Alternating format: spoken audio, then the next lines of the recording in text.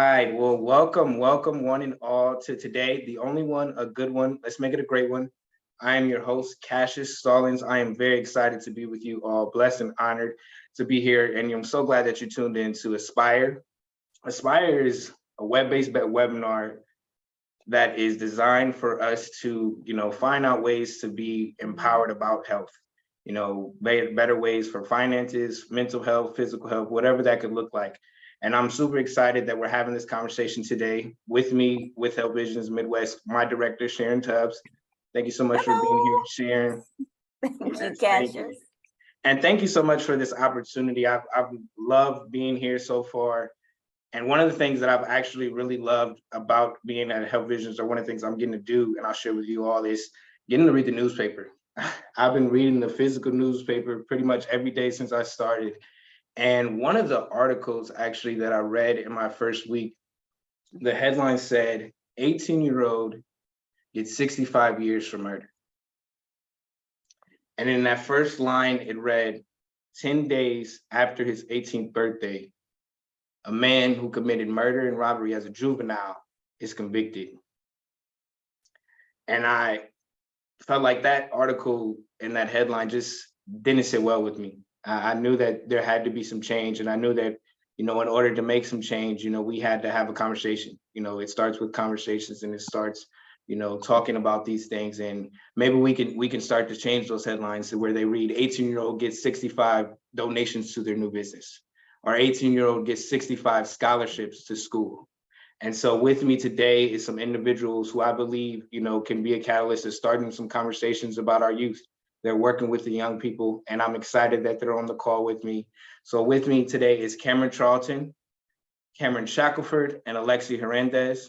Cameron Shackleford, I will be calling you Shaq, if that's okay. And so now I ask Cam, with You for Christ, if you could introduce yourself a little bit, let us know who you are and who you're with. My name is Cameron Charlton. I am, my position right now is the high school director at the City Life Center. I'm a part of a great team where we foster kids to come into our center, to gain relationship with them, to be able to push them on to the next level, or however they may see fit. Alexia? Hey, can you hear me? Yes. Okay, cool. Blessed day, everybody. Thank you all for joining the call. This is really amazing what Cassius has put together. And so my name is Alexia Hernandez. I am the program director for a nonprofit in town called Building a Stronger Family.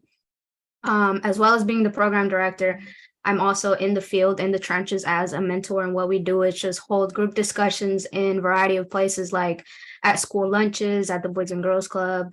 We work with the teen group at the Y. And so that's just a little bit about me. Shaq.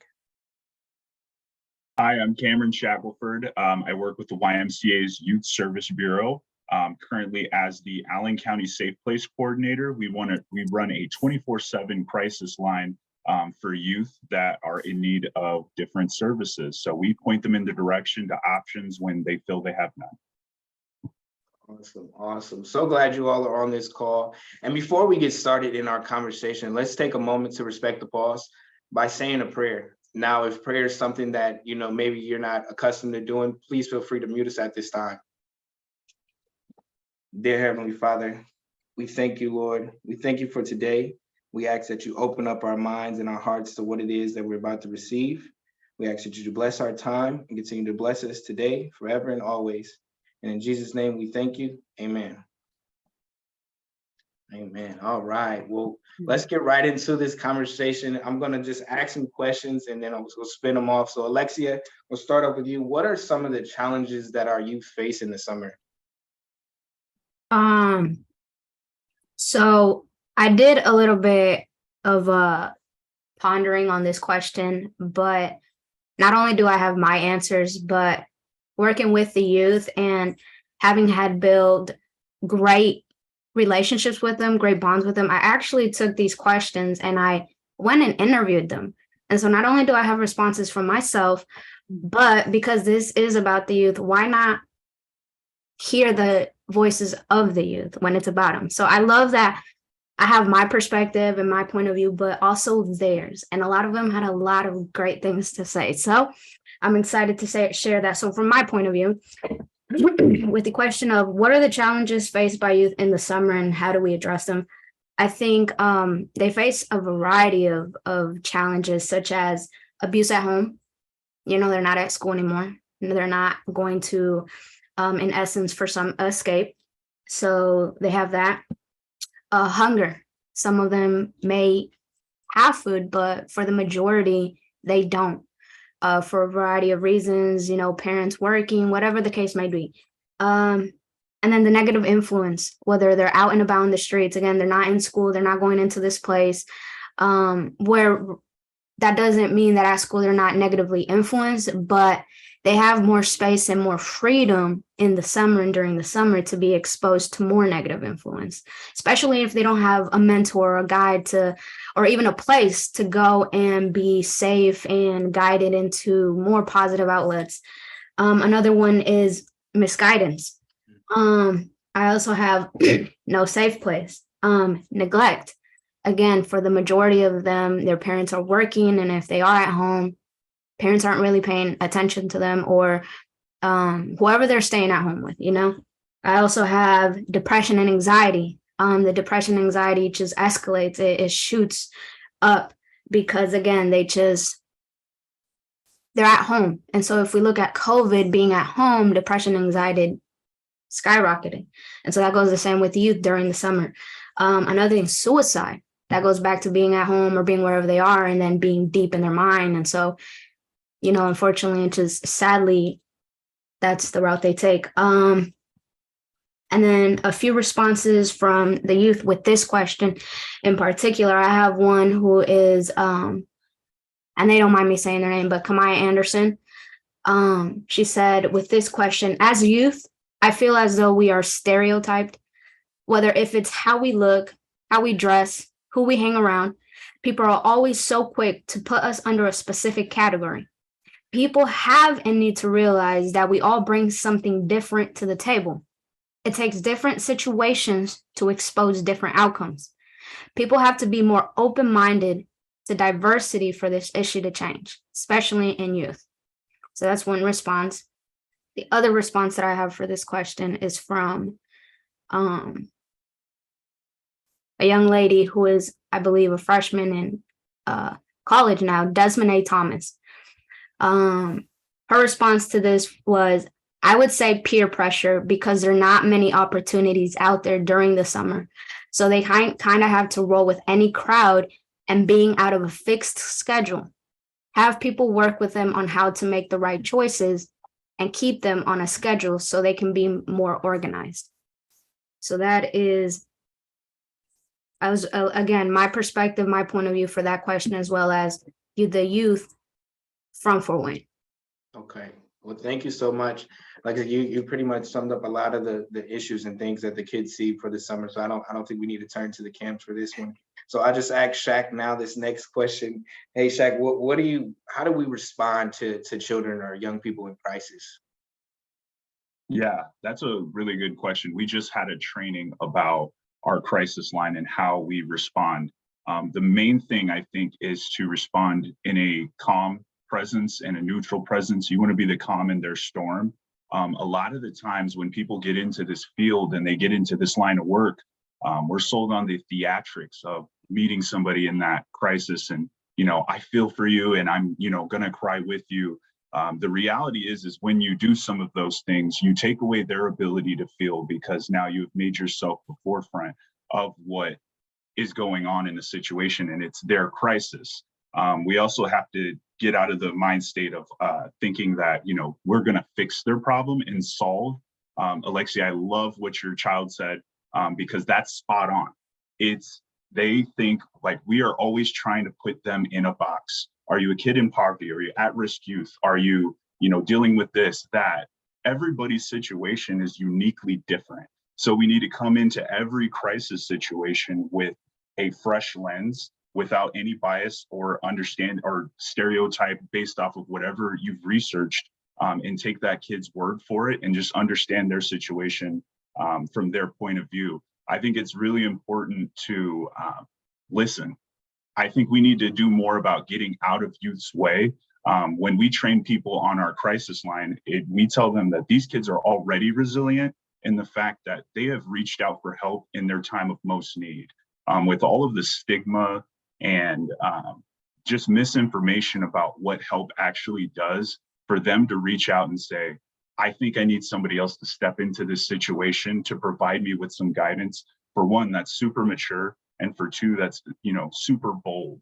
And in that time of need and in that time of reaching out for somebody else's help, I think it's important for us to stay informed with the most update research and also just meeting that child where they're at. Because I think it, like Alexia, you put it perfectly. It really is, everybody's looking at these kids for a means to an end. They're a count, they're a point on a data point. They're something for, your financial flyers to say, this is what we do in the community. But at the end of the day, you're not looking at that individual. So it's a balance of both. You need data to track to see what the trends are and try to prevent anything that may come in the future. So like with the Safe Place Crisis Line, we're seeing a high amount of suicidal ideation. So what we're doing is we're amping up our training systems to make sure that everybody understands QPR, which is question, persuade, refer, and also the Columbia Suicide Severity Rating Scale, to make sure that we're equipped to deal with those situations when they do arise. But we are not going in with any prejudgment, and understanding that this child's situation is unique to them, and we're going to work with them at their pace and work on goals that they want for themselves. So it's really getting out of that fixed mindset and getting more into an empowerment model where you're giving them the power, which is hard for a lot of people. So that would be what I would say in terms of that. I don't know if I answered the question. No, you did a great job. Did either one of you, Alexia or Cameron, have anything else to add? No, thank you. Well, thank you so much, Shaq. And Cameron, I'll ask you this then next. What strategies have you done or seen done to kind of help motivate our young people? Very good question. I think one of the most effective ways, and probably one of the most underrated ways to motivate kids, is to simply be there and show up for them, so they may be able to be seen. I think us all as adults, all as humans, know how it is to go to a basketball game and for somebody to see somebody in the crowd that looks familiar and you want to play harder, or to show up in the classroom and you have somebody that's walking in the hallways and say, hey man, are you catching up on your homework? Are you doing the things that you need to do? I remember my mom being a single mom, growing up. My mom was 17 years old. She kept me around people that was going to motivate me to do the right thing. So I have a great pastor. I had a great football coach that was a person in the community. I remember going to Pontiac Youth Center with Coach Ephraim Smiley and being motivated and learn how to do crafts and going on reserves and different things, seeing things that I've never seen before. And I think the same stands true with the kids that we have now. A lot of kids need to be seen. A lot of parents are busy. A lot of parents have a lot of things that they need to take care of. And I think that the easiest way and the most effective way is for us to get off our recliners and our couches in order to be able to be where kids are and to have them be able to be seen. Excellent. Thank you so much, Cameron. Shaq, Alexia, did you have anything to add to ways that we can help motivate our young people? I really like that. He said it right on, just our presence. I've worked with kids for about 5-6 years now in that, and I've learned that presence is powerful. And like he said, them seeing you show up, and it takes sacrifices, because I've had to show up regardless of my personal life, really, just being transparently honest, but the passion that I have and the heart that I have for the youth, it's not so much of a sacrifice, but presence is so powerful, and they see that and they take that into account, because when the moment you're not there, and it's not even your body, but just your energy, the moment you're not there, they don't feel you, they don't sense you. The next time I'm like, hey, where were you? What? You know what I'm saying? So, so presence is just powerful. And at the end of the day, we can't really push or force anything on these youth. but we can definitely inspire. We can definitely plant something in them that they'll take and have forever. And that's, I think, a legacy. And so, yeah, I really like what he said. Yes, no, thank you. Thank you so much, you two. Yeah, I definitely think that that is important, that we be there for the young people and let them know that we're there and have that consistency as much as possible for being there for them. That's awesome. Thank you guys for all that you do. So Hey, now, Cassius, yeah, I had a little something I wanted to kind of jump in here because the please. comments have just been so in depth, and the things that you all are bringing out are some serious issues. I mean, you've talked about abuse, you've talked about suicidal ideation, and some really deep things that our young people are experiencing now in this community. And I want to ask you, I mean, because obviously, we know that we want a presence, an adult presence there. We want people to feel loved and needed and purposeful. How do we begin to attack some of these deeper issues that you're bringing out? I mean, this is something that is, deep, societal, maybe systemic, structural. How do we begin as adults to really dig in to some of these serious issues that you're bringing out that our young people are experiencing, like the suicidal ideation? I know that there's some connection with Building Stronger Families, and Shaq, you seem to have some connection as well with these deeper suicide issues that are increasing in the young adult population. How do we begin to attack that? What do we do as adults here in this community? For one, that's why I moved my framework from, I used to work directly with youth. Now I work more on the clerical side, the macro piece of a lot of this work, because you hit the nail on the head. It is a systemic thing. So when we look at poverty as a framework, and we look at how poverty and low-income families have an effect on the well-being of our youth, we only see the surface level behaviors. A lot of the things that everybody's touching on, that Cameron and Alexia are providing, were things that we used to have in community. Now we don't see that anymore. The neighbor's parent can't yell at that same kid because now we're broken up into sections. We've split up our community into these different sections, and we don't communicate as much. But poverty as a framework has taken our parents away from the home.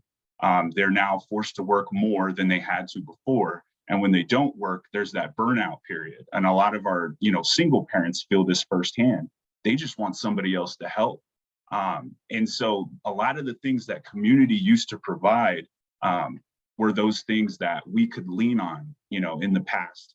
I think another thing that we're seeing with the mental health crisis that we're dealing with now is that our kids don't have a moment to themselves. They really don't. Everything is being filmed. When we were kids, we could be kids. Now that, there was a story about, a kid, basically getting canceled for, using blackface. And I don't condone that. However, it is a child. And at the end, I did not have the repercussions that a lot of these kids are dealing with these days, because we have the freedom to be kids in that moment. We were all young, and our prefrontal cortex wasn't developed just yet. So our executive decision making wasn't quite there. But these kids, not only in school, have tremendous pressure, how they behave outside of school, they have tremendous pressure, which only heightens a lot of their situations that we may have a framework of understanding of in the past. So if a kid gets pressed in school, that's filmed. And so everybody sees it. And not only do your peers or your small community group see that, and they say, you just got embarrassed by a bunch of people, but it is now heightened to exponentially because of the internet. So now these kids have tremendous pressure to be on 10 at all times. And I just can't imagine how mentally exhausting that can be. And with that comes a lot of these repercussions. in my opinion, and just from the, working with youth of what I've seen. So that would be my answer, but I don't know if anybody else has anything to say. Yeah, I'm adding on. I think it takes a concerted effort to be intentional about being proactive about some of these issues that we have. So setting up different programs, setting up different things that the kids can come and learn beforehand, before they're in high school, before they're dealing with all these different issues, to kind of get them prepped, to kind of get them ready for things that's going to come up, that's going to come here in the future.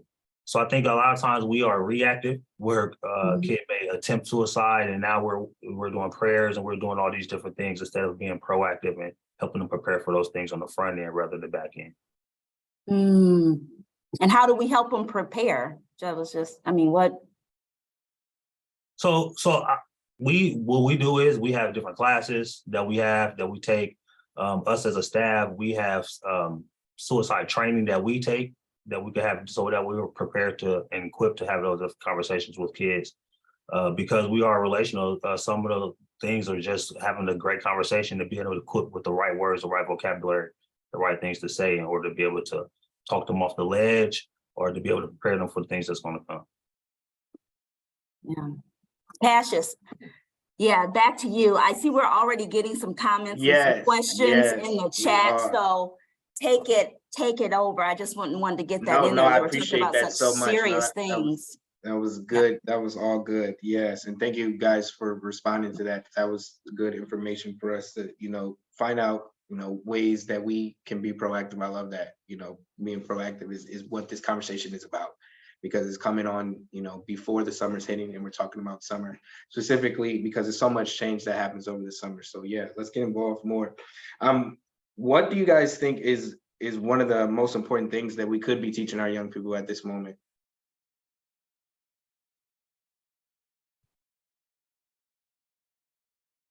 So for me, with that question, what I have is, again, my point of view, as well as the youth's point of view. Just trying to pull up my notes, I'm sorry.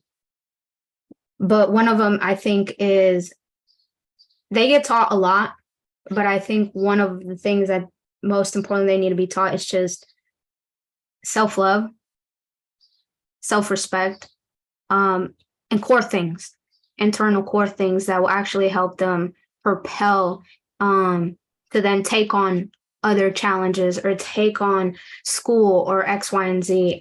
For me, I think those are some big ones, because they're in school and majority of the time their mind is not at school. How can they learn about something when they're lacking internal core things, if that makes sense?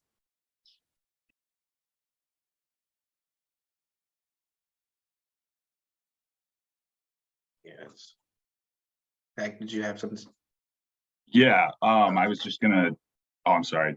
I was just gonna say, I think one of the biggest things we need to focus on is education about these topics specifically. Like, this whole platform is awesome because for one, we're eliminating a lot of stigma. A lot of us are people of color that are talking about mental health, which is something that I don't know if we've always addressed in our community.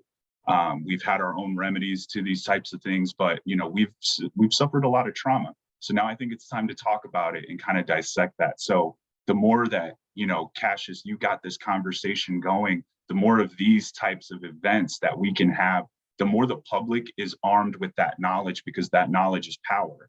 And with that power, you can heal a whole generation if you wanted to. So I think this in itself is probably one of the biggest things that we need to do. Yes, sir. And for me, I believe that the thing that we need to teach our kids is truth. I believe that our kids see a lot of things on social media, on their phones, on YouTube, on these different things that may be reality, but may not be truth. I believe truth comes from the Creator. And I believe that is God, and I believe that is Jesus. God is truth, Jesus is truth. And I believe that once we teach our kids kingdom values on ways to be inclusive, on ways to love, on ways to be better people, and not necessarily not so deep spiritually, but just truth on the ways that we should be inclusive with each other and better for our community. No, thank you both. Yeah, I think one of the things that I heard you guys say, and I think is important, is the reshaping and rebranding of social media. You know, for a long time, I haven't been on social media consistently. It just hasn't been my thing, and because of negative things that are put out there. But recently, you know, especially being in this role, I'm like, no, I want to be out here. I want to be able to say things to people, let people know that these kind of things are happening, because it's important to me, and it's important that we realize, you know, that we have to do it together. You know, Alexia, Cam, Shaq, even if they only get to talk to one student, you know, that's still just the one student that they get to talk to. But there's people, you know, whom can reach more people. And so, yeah, definitely rebranding, you know, how we present ourselves is important. That's awesome. Thank you, guys. Let's talk about, you know, some things that the kids can do this summer. What are some projects that are happening that some of the kids can get involved with?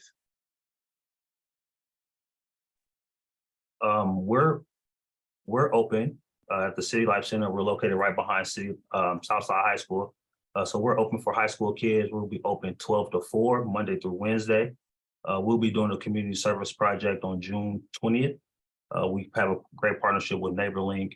And last year we did some painting of fire hydrants. This year we'll be doing some taking care of some lawns and some people over in our community. We also have college visits that we'll be doing throughout the summer. We have various different camps that we'll be getting into.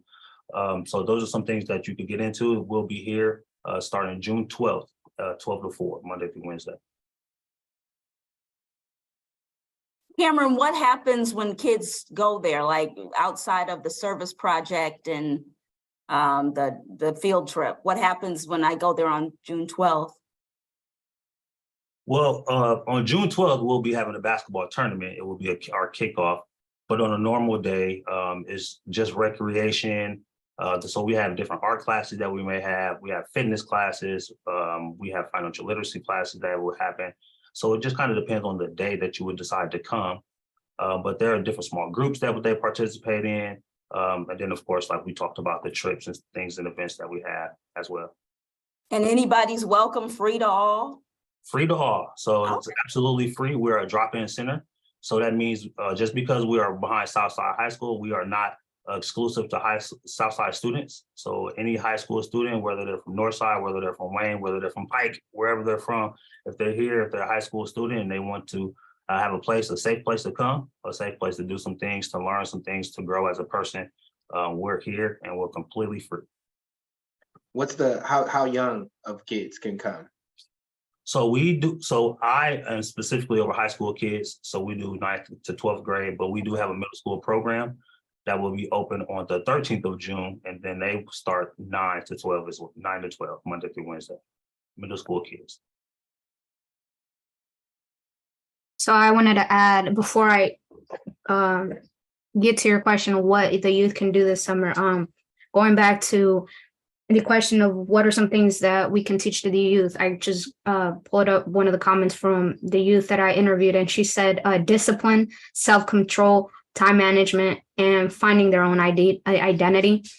They feel as if they're judged too quickly, and then they feel as if that just closes them out. And then to go take a step farther back into the question that, is it Ms. Sharon? Yes, ma'am. You talked about how can we dig deeper on these real topics. And one thing I wanted to say is that there's transformation and transparency. And let us not forget the power in being transparent. The youth are going to read you out. They're going to know if you're putting up a front. They're going to know if you're putting on a mask. And so my thing is transparency. Whenever I get in front of a group of kids, whatever, I am transparent. I make sure I share my story, share my testimony. Hey, I've done this, I've experienced this, but this is the outcome. Look at me now. I let them know that with me, they can see that whatever it is that they're going through, regardless of what it is, because depression has no color, anxiety has no bank account, that sort of thing, they can overcome that. And so again, let us not forget that there's transformation in being transparent. Just being honest with them, because they will see that fakeness. They will see that, mask that you're putting on. And then that's when they shy away or they close out. But when you're just transparent, that gives them a safe space to see and feel like, oh, okay. And then the next time, hey, Cassius, I know you talked about your story with this. I'm kind of going through that sort of thing. With things going on in the summer, at least for building a stronger family in the summer, I've come up with my own youth group. And what we do is we meet every Saturday over at the Connect Center, which is across Southside and behind City Life, I think. And with that youth group is it's actually a branch of what I do throughout the school year. And so I have youth come and we just get together in a group, and there's light refreshments, snacks, and we just either hang out, do board games, and then at the same time we hold deep, real discussions on these issues and really kind of pick at their brain and meet them where they're at and see how we can grow together and build each other up. So that's every Saturday, 3 to 4 p.m. Ages right now is 13 to 18. So that's that. And then I have a paper here that I'm looking at. It's I don't know if you heard of it. It's Summer in the Parks from Fort Wayne Parks. And they're actually starting this Saturday. And what they're doing is I think they pull up to Weiser Park Youth Center and Jennings Recreation Center. And they'll just have like food, games, activities, and that's free for the community. So I'll try to make sure to send that over to Cassius, and maybe he can send that out. So thank you. Yeah, and in terms of what's going on here at the Youth Service Bureau, we have our mentorship program that never stops, even after the school year. We have a select few of our kids that we handpicked throughout the school year that have showcased a lot of leadership traits, and they do somewhat of a internship slash mentorship program where they get to participate in various activities. One of them being, giving a lot of the money that we raise through the program to another social service agency. They also get reimbursement for their time if they participate in the educational stuff, where we do a human trafficking youth curriculum. We do various things with them throughout the summer through our youth advocacy program. Our Safe Place program is 24/7, so that's running all throughout the summer. They can go to any of our various Safe Place sites and seek out help, or they can call our crisis line, which is 260-466-7077. They also can go to a lot of our mentorship program is all year round. We mentor youth all the time. We have 4 staff members that do that full time. They're awesome. And then in terms of like just in the community, I also have I work in an organization called My Brother's Keeper, Bedrock Youth Incorporated, where we have meetings every Sunday from 1 to 3 at Central Branch YMCA. Every Sunday except this Sunday, we will be going to all of our kids' graduations, and then we have a scholarship ball in the fall. But we are going to be doing some fundraising throughout the summertime, and then a lot of community service projects. And then at the end of that, with all the kids that participated in all of the community service projects, we then go and take them to Cedar Point. So that's the plan for that program. So if anybody's interested, feel free to reach out to me either on the crisis line or anything else. But that's pretty much what's going on at YSB.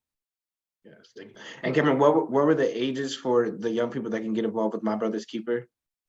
Yeah, so that age range is from middle school to high school. So it's going to be that 13 to 18, or from 12 to 18 age group. So as soon as they're ready to receive that mentorship, we're there just to have a conversation. We have snacks mostly every Sunday. Sometimes we meet at a restaurant and just have a meal because we work our kids pretty hard. So we have various mentors come in, and we call them lighthouses, and they give a lot of that good information. Cassius was huge in the development of that with me.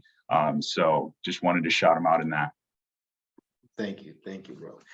Well, thank you guys. That's all good information. I hope that gets to the ears that need to hear, and they can get involved with some of those things. I got one more question for you guys before I turn it to, the audience and some questions that they may have. I just want to know what do you guys think, and how do we place, our young people at the heart of decision making for things that happen in our city?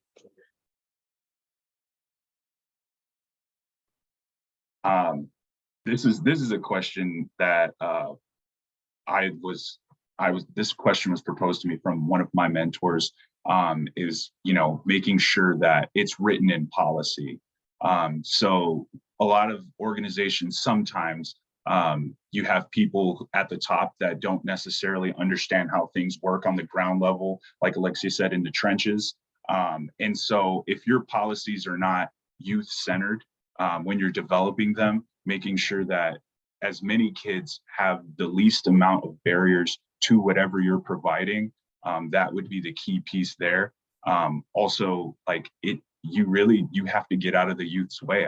That's the simplest way I can put it is, if they're thinking, you're building this park in, in an area that they don't feel like they would even make it to, then don't do it. That's as simple as that. So we typically like to get a lot of input from our youth, and first of all, they love to bully me. Second of all, they will give me their input at any point in time, because it's exactly like Alexia said, if you're not real with them, they'll let you know real quick. And so if I'm ever missing, they'll come up to me and be like, "Hey, why aren't you here? We want you in this program." I'm like, "All right, I'm coming. And so, just making sure your policies are designed to protect the youth in every step of the way. Yeah, I like to piggyback. Some of mine is you have the vision cast as a child, not as an adult that's making these policies. A lot of times we make policies and things that fit us or fit our age group or fit our time or fit our mind frames or however it may see fit, but we don't think of the youth, or we don't think of the future. We don't think of how that may look for 20 years down the road, when some of us when it's not more effective for us. So vision casting as a kid, I think will help a lot. I just want to agree to both Cam and Shaq. They pretty much right on point with that. Just don't forget about the youth, really. Take a step back and put yourself in a more selfless position to not think so much of the business, the organization, really step into the mind of a youth, like Shaq said, make it around the youth. Because I came to this thinking there's so much for the youth, but then again, there isn't. I'll say that there's so much for the youth, especially but there really isn't. You have so many centers, so many clubs, so much, but it's like, at the end of the day, if we look at the numbers with suicides, abuse, depression, what are we actually doing then? You know what I'm saying? And so my thing is, again, just really make it for the youth. And if your heart is not in it, respectfully, just step down, let somebody else really take that role. Because not everybody can get in front of the youth. Yes, you could wear the fit. Yes, you can smell like it. Yes, you can look like it. But if your heart is not there, please, it's just blood on your hands. I'll put it that way, So very well said, Shaq and Cam. All right. Well, thank you, three. That was a lot to hear. But it was all good stuff, and we definitely can take it and go with it, however we see fit. And so let's go to this first question that I'm seeing online. And yes, if you're online, please feel free to start dropping some questions so we ask these folks, while we have them. So it says, I work in the schools at elementary level. What are some creative ways that I can use my skills to connect with the youth in my school? And there's a great need to connect with our students who are living in underserved communities.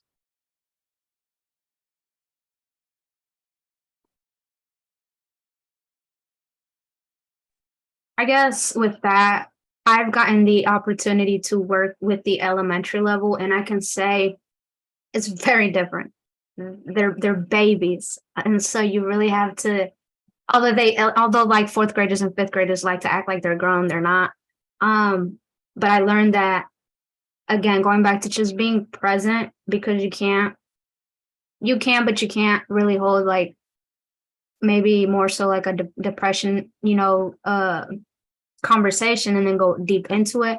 I think just being present and whatever you're already doing in your classroom, whatever activities you're already doing, try to incorporate certain things like for elementary level, like decision making, self-control, how to be a good friend, peer pressure, that sort of thing. And then just let your presence be known and be heard, and just try to guide them, really is the best way I can put it, again, because the elementary level is just a different breed, I'll put it more so. So you really have to be cautious. But there is a way to win. So I hope that helps. Thank you. Yeah, I would add to that, just understanding that, that age range is, not, I will say that it's not really a specialty of mine. However, some of the research that I've seen around practicing mindfulness with young kids really helps them take on a lot of the stressors that come into their lives. You have to understand, if you're in an underserved community, especially, that a lot of the things and a lot of the behaviors that you're seeing are just byproducts of the family life at home. So helping them practice that mindfulness and unlearn a lot of the things that they maybe had at home, to get them to be, as functioning as possible in school. Because, school in itself is not I want to be honest, like, it's not a conducive environment for, most people's learning. It's because it's set up where you sit down and you stare at one person and you listen to that person talk forever. You have to make sure that you're mixing it up. And when you're dealing with stressors, I think socialization is one of the major things that you get out of that age group. And when you get that socialization, you understand how to deal with different things, different types of situations. And if you can handle situations, you can learn pretty much anything. And then just making sure that you're catching them while they're good. That positive reinforcement is going to be huge, especially for those kids. They start to develop a complex about themselves if you're constantly reprimanding them in front of everybody and they're always the one that's in trouble. That's how we get those kids that I used to go to school with. There's like, it's always me. Why you always busting me, teacher? And then they're cussing out the teacher. It's something deeper than that. Then deep down in their psyche, they've always been told that they're not enough. So your opportunity as a teacher, and what a great opportunity, even if you're not a teacher and you work in the school, you have to highlight that kid's strengths and be there and highlight their good behaviors and hone into that while also working on some of the things that they're probably having troubles with. But yeah, that age range is really hard, but it's really huge in their development, because if you help their development at that time period where their brain is still developing, you get a lot of neurons and neural pathways that are set up for success in developing some of those assets that will make them a great adult overall. Excellent. Thank you so much, you two. Yeah, no, I think, Cameron, you said something that really struck me, is that, when we put that narrative on a young person, we're calling them bad, and they're barely developed, so we have to do a good job of making sure that we're acknowledging the greatness that they are. We had a health fair, I'll tangent a little bit. We had a health fair not too long ago, and at the health fair, there was a station that had an affirmation mirror, and it was my absolute favorite. I'm still wearing the sticker now. And so I think of things like that, where we have to, have more affirmations for our young people. We have to let them know, like, you are great, you are phenomenal. And yes, we have to go from a place from good to better, but we have to work at that. And so we're not just going to say you're bad, maybe you're just good and you can be better. So yes, thank you both. Another question we had was, how can we as community members support you all? So you three, and anyone else who serves, how do we support you all, and as you support the youth? I believe there are very cliche answers as far as give money or things like that, and that's probably what a lot of people will say. For me, money is not a big thing for me. Just the thank yous and the gratitude is big enough for me. A lot of times, we put in a lot of work. We make a lot of sacrifices, and a lot of times it is not always valued or seen. So it's just sometimes when I'm at home and I get a text that says, hey, Mr. Cam, man, I appreciate everything that you've done. That's enough for me. Or if I get a parent to say, hey, Cam, I really appreciate what you've done for my child. That's enough for me. So the support is in your words and in your actions for me.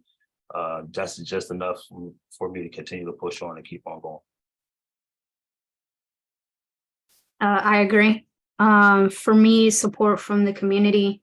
It's just stay open. Stay open to what is out there for your youth, for the youth, regardless of what it may look like, how it may sound. You know, I'm not a parent, I don't have kids, but thanks to God, I do have a sense of understanding to try to put myself in a position of a parent. And so I get that it can be scary because you don't know what they'll teach. You don't know how they'll guide. You don't know this organization, this center. You don't. And so I respect that. For me, just continue to be open, try new things. You know, if the Y isn't working, okay, you have this. If this center is, oh, go over here, you know, like not every hospital is going to provide the same services, the same surgery, that sort of thing. So just stay open, keep an open heart. And like Cam said, you know, those little messages, those little comments of encouragement, of positivity, it's very much appreciated, because us being in the trenches, you know, doing this work for you, just speaking from my position, it gets draining, you know, it gets exhausting. And we have, but those little reminders, those little messages, it's like God telling us, like, keep going, keep going. So that's my point of view, or my thing for.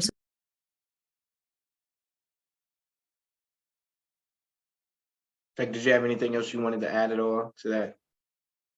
No, so support. Thank you. Let's see, do we have any other questions come through? Cassius, Yes.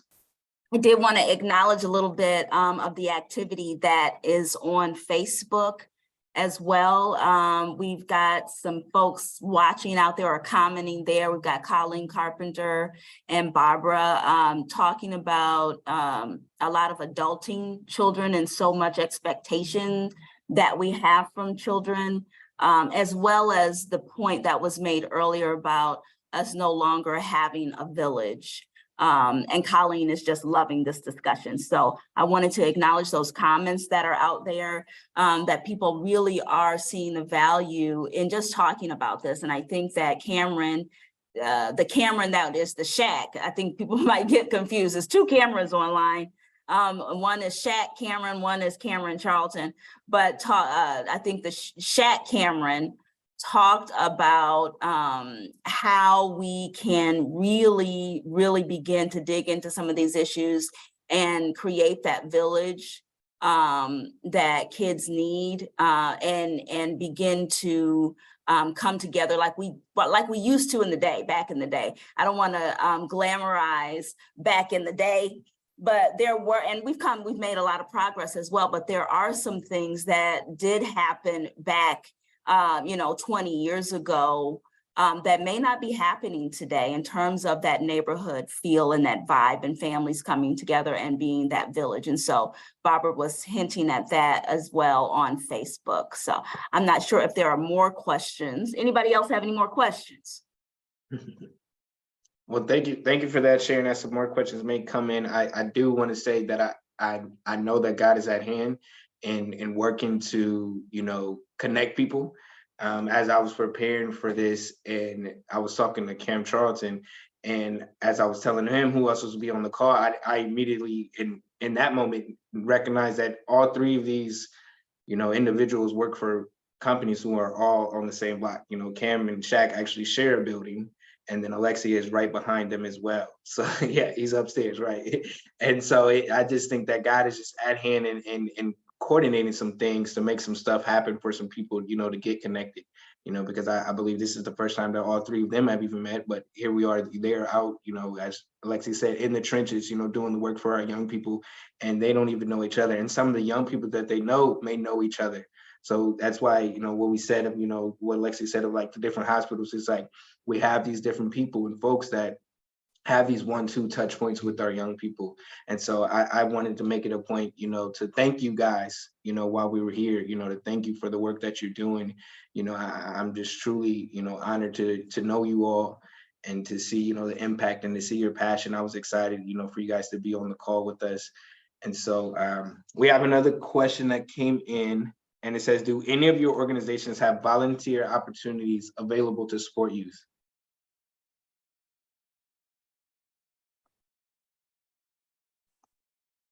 Yes, we are always accepting volunteers. The harvest is plentiful, but the laborers are few.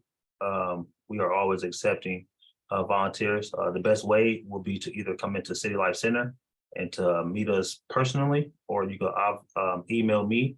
My email isccharlton@yfcnin.org, and then we'll get you connected and get you ready to be approved to be a volunteer.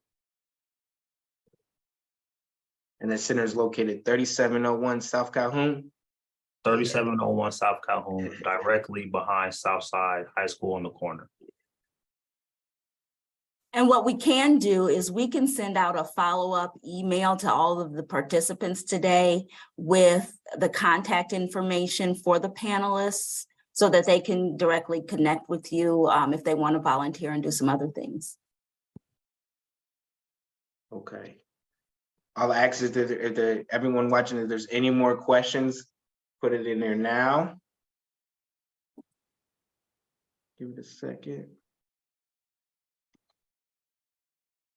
If not, again, I want to thank you guys, for being on this call, and everyone who's watching, Aspire. I hope that from this, we start to have more conversations. We begin to have more conversations and have them centered around our young people, and even involve our young people. Alexia, I absolutely love that you took the questions and asked our young people, because that's the heart of it. Who we serve and who you guys serve is them. And so if the more that they can be involved, the more that they'll want that involvement, and the more that they'll be able to grow.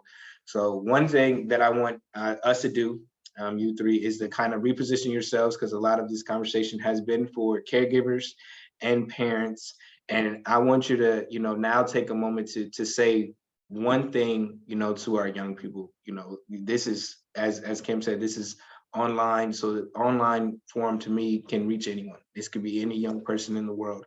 We're talking about Southeast Fort Wayne kids, but this could reach a young person in any place. So whoever wants to start, please.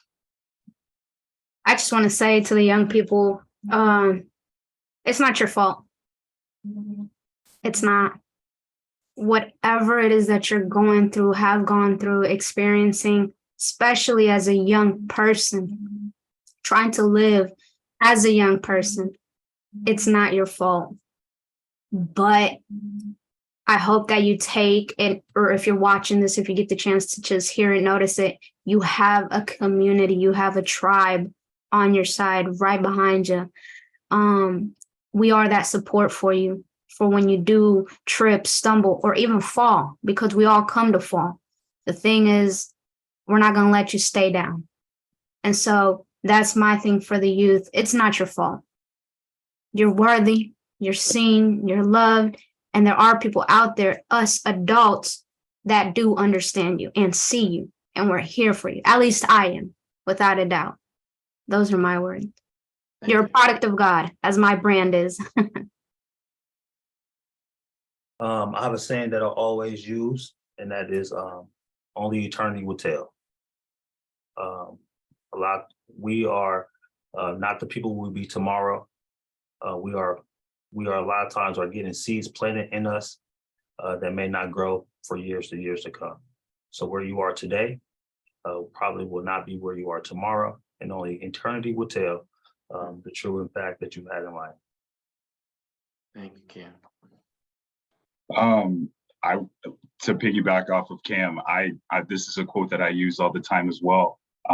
Self-destruction is power without knowing what its function is. If you feel like all you cause is destruction, or you can't do anything right, you actually have great power. You just have not found your purpose. So if you can shift your pain into purpose and create something new, if you have the ability to destroy, you also have the potential to create. And so I just want to let youth know all around the world that it's not too late, and you're never too far gone to change. Thank you. Thank you all. Yes, I want to thank everyone for their time today, and remembering, the youth, and I've been saying this lately, is the youth is you to help. It's they're you, they're these young people are you. They're the versions of us ourselves, and they're us to help. So, let's see what they need. As they said on the call, let's ask them. Let's get involved and ask them and walk alongside them. So I want to thank you guys again for tuning in to Aspire. It's been an awesome time, and we love that this conversation happened, and we hope to continue to have good conversations, and we look forward to the next time we see you. God Hey, bless. thank you, Cassius. Thank you, man. This was amazing. Keep it up. Thank you. Nice to meet you, Cam and Shaq. Miss Sharon. Too.